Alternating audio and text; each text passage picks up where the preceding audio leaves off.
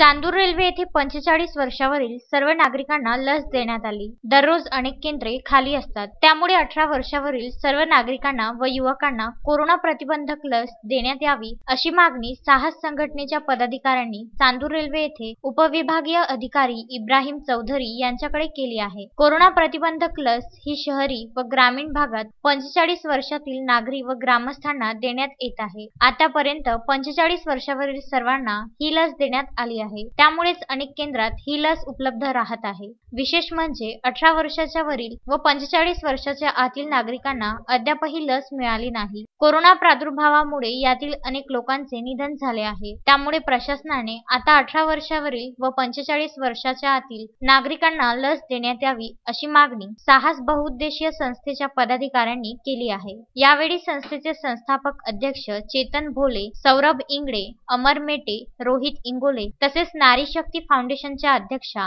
रेखा ओनकर, ऋतुजा ठाकरे, नीलिमा शर्मा व अश्विनी विश्वकर्मा आदी साहस संस्थाचे सदस्य उपस्थित होते। आपल्या चांदूर रेल्वे शहरात रोज किमान 200 ते 250 लस येत आहेत, पण आपल्या चांदूर रेल्वे शहरामध्ये फक्त 20 ते 25 लस ही घेतल्या जात आहे व जे 10च लस राहतं त्यामधल्या ते 2 किंवा 3 दिल्यानंतर त्याचा अवधी जो आहे हा फक्त 4 तासाचा असतो, त्यामुळे ती लस खराब होते, त्यामुळे ते फेकावं लागत आहे।